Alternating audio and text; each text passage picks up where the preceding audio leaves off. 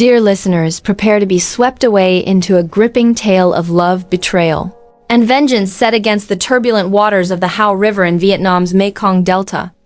In the chaotic years of war, where bandits roamed and trust was scarce, the prosperous Tran family ruled the village of Vinh Hoa, until a ruthless gang known as the Dragon of the Hau River shattered their world in a single night. Enter Tran Van Son, a grieving son, and Mai Huong, a mysterious beauty with a dark secret, whose fateful encounter weaves a story of passion and heartbreak. Who is the true dragon? What secrets lurk in the shadows of the river? Join us as we unravel the shocking truths, hidden betrayals, and a love that teeters on the edge of destruction in this unforgettable saga. Tune in and let the river's secrets pull you in until the very end. In the early years of chaos during wartime, Vietnam fell into turmoil, with bandits wreaking havoc across the land. In the Mekong Delta along the vast Hau River, there was a prosperous village called Vinh Hoa in Giang province. In this village lived the wealthy Tran family, whose grand house boasted tiled roofs and sturdy walls, with watchtowers at all four corners, guarded day and night by armed men. The Tran family was not only rich in wealth but also in influence, commanding their own militia known as the Red House in the region. No bandit dared to approach their home, for none had the audacity to challenge their might. As the Lunar New Year approached, Tran Van Phu, the head of the household, sent his son, Tran Van Son, along with a hired worker named Tu Ma, to the SA Deck Market to buy supplies for the festivities. But the next morning, Tu Ma suddenly fell ill with uncontrollable diarrhea, unable to leave the latrine, let alone travel. Left with no choice, Tran Van Son set out alone, driving an ox cart through the muddy roads amidst the flooded rice fields to reach the town. To his horror, when he returned 3 days later, the Tran household lay in ruins. A notorious bandit gang called the Dragon of the Hau River had attacked, plundering all their wealth and burning over 100 homes to ashes. Tran Van Phu was brutally killed. Tu Ma miraculously escaped death by hiding in a manure pit, though he was wounded by a stray bullet in the leg. Quietly, he helped Tran Van Son arrange his father's funeral before limping away from the village, leaning on a stick. 7 weeks later, during the traditional seventh-day ceremony to bid farewell to the deceased's soul, Tran Van Son went alone to the village cemetery, where his father's grave lay amid vast rice fields. Kneeling before the grave, he wept bitterly, his heart torn with grief.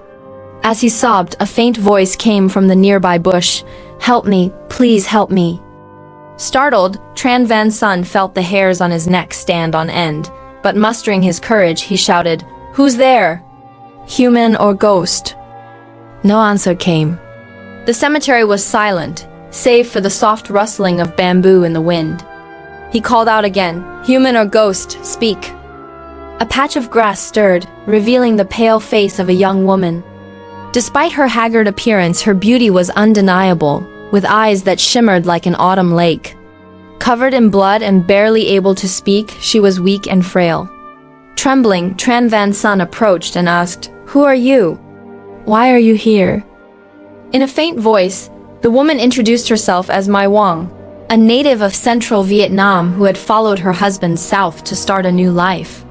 On their journey, she was captured by bandits and taken to their lair. While escaping, she was shot in the leg and, lost in the rice fields, collapsed here. Filled with hatred for bandits and moved by pity for Mai Huong's plight, Tran Van Son's compassion surged. Without hesitation, he carried her on his back to the simple thatched hut that remained after the raid. There he cooked rice and tended to her wounds. Gradually, Mai Huong regained her strength, her face glowing once more, her eyes bright, and her smile as gentle as a blooming lotus. One day she asked, "Son, where is your family?" Sighing deeply, Tran Van Son recounted the devastating loss of his family in a single night. Mai Huong listened in silence, her eyes reflecting shock and sorrow.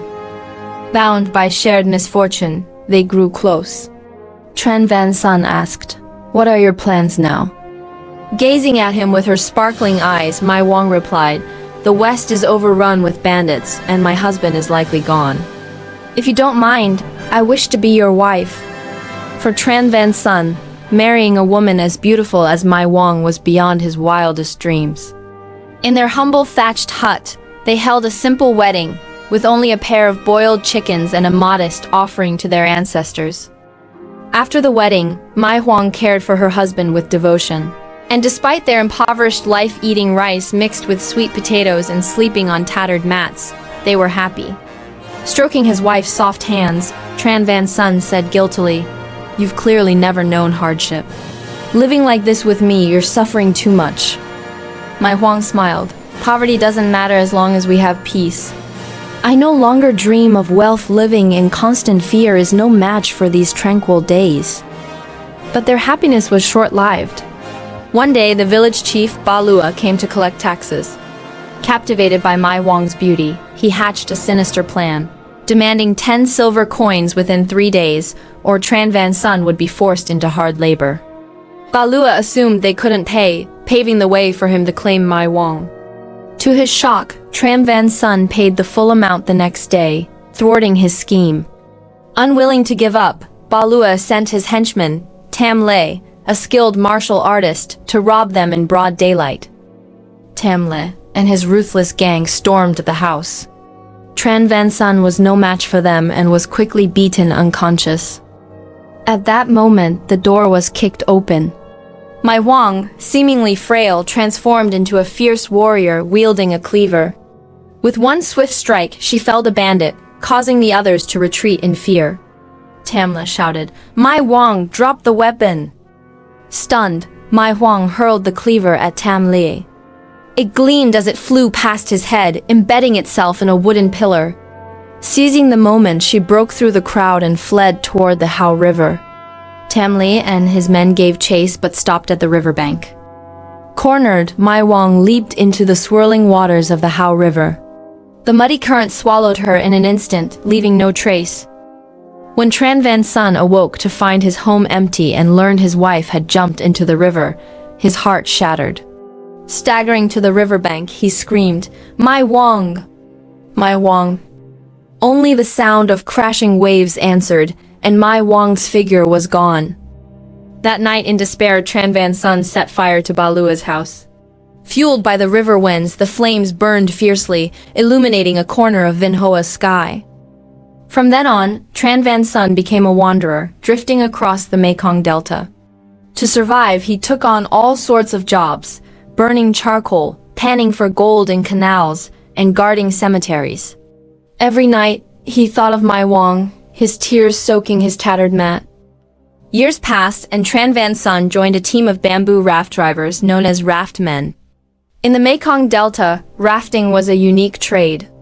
During the dry season, they cut bamboo in the Yumen forest, tied it into rafts, and, during the flood season, floated these rafts down the Hau River, delivering thousands of bamboo poles to markets hundreds of miles away. The Hau River was treacherous, with hidden rocks and 18 perilous stretches called the Gates of Death, known to locals as the River of Doom. Raft men passed down a folk rhyme, cut big bamboo, steer large rafts, float down the river. Though fierce waves sweep 1,000 miles, where you die is where you're buried. That day, the raft set out in cool weather, with calm waters, green reeds lining the banks, and vibrant yellow sesbania flowers blooming along the river. On his first rafting trip, Tran Van Son was excited, looking around eagerly. The raft carried 7 or 8 men with the team leader, who guarded the money chest, sitting in a tarpaulin tent. Tran Van Son was a junior driver, doing menial tasks and in dangerous sections. Using a pole to steer the raft, a grueling and risky job where a single misstep could mean death in the river.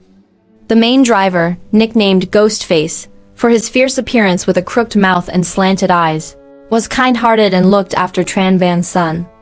The previous dry season, while cutting bamboo, a large tree rolled down a slope.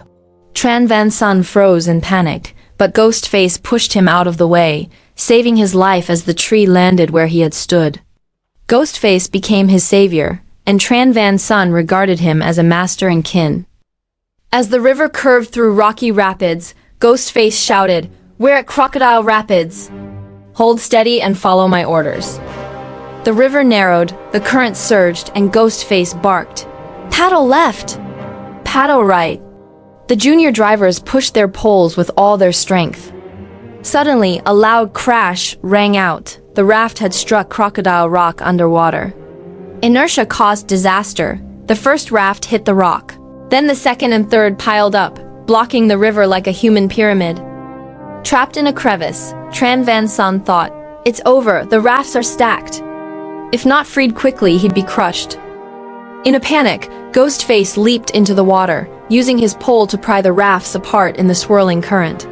Finally, he freed the stuck raft, and it glided through Crocodile Rapids to calmer waters. Ghostface had saved Tran Van Son from death once again.